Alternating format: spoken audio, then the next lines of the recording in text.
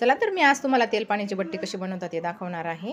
त्यासाठी आपण घेतलेलं आहे गव्हाचं पीठ, नंतर टाकते चमचाभर तांदळाचं पीठ, नंतर टाकते चमचाभर बेसन पीठ, हे ओवा जिरं बडीशेप, नंतर हे धना पावडर आणि धने अख्खे टाकायचं, थोडंसं सोडा, नंतर टाकायचं चवीनुसार मीठ, थोडीशी टाकायची हळद, थोडं टाकायचं पळीभर तेल। आता हे सगळं चांगलं मिक्स कर आणि आपलं हे साध्या पोळींचं पीठ आहे, त्याच्यामुळेच ते थोडं चरचर रव्यात थोडं जाडसर दळून घेतलेलं होतं मी, थोडंसं रवाळदार दळून घेतलेलं आहे।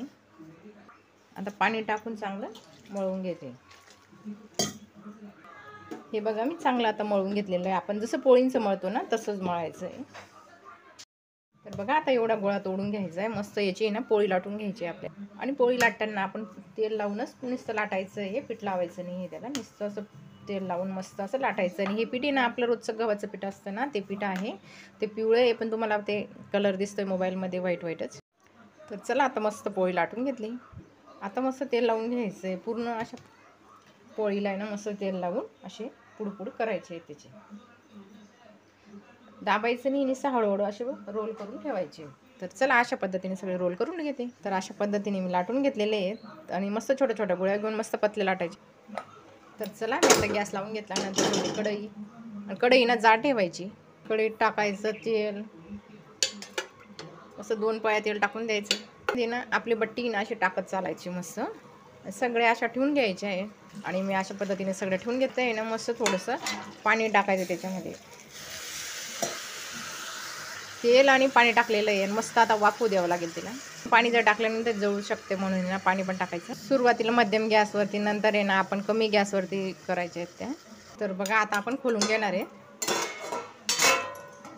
तर आपण आता उलट्या करून बघू। तर बघा मस्त होत आहे उलट्या करून, आपलं पाणी मस्त जिरून गेलं आणि सगळ्या बट्ट्या उलट्या करून घेतल्या। परत अजून थोड्या उलट्या करून कमी गॅसवर ठेवायचं आहे। एवढी छान लागते ना अशा प्रकारे बट्टी केली तर, तुम्ही करून बघा आमच्या पद्धतीने, तर एवढी भारी लागते। मी दाखवली ना अशा पद्धतीने करून बघा। ज्याला डॉक्टरांनी तेल वगैरे खायचं नाही सांगितलंय, त्यांना कमी तेलाचं आहे ना, त्यांच्यासाठी खूप छान असते अशी बट्टी केलेली। तर म्हणून म्हटलं चला, मला माहिती होते, तर माझी मावशीने करून दाखवलं होतं एक वेळेस, तुम्हाला पण दाखवली। चला आता आपण बट्टी काढून घेणार आहे। ते चटका लागण्याकरता घाबरली ना, जोरात खाली प्लेट पडून आली। तर चला सगळी बट्टी काढू। आणि मस्त झालेली आपली बट्टी बघा, मस्त हाताने उचलून घेते मी, तर खूप छान अशी नरम होते। तर चला मस्त काढून घेतलेली। आता मस्त त्याचे ना असे तुकडे तुकडे करून घ्यायचे। काही काही याचे होऊन जातात त्याचे, पण ज्याचे झाले नाही ना त्याचे असे करून घ्यायचे। बघा आपली बट्टी किती छान अशी कुरकुरीत आणि मस्त लागते ना, एवढी छान लागते ना, करून बघा तुम्ही अशी बट्टी, एवढी भारी होते।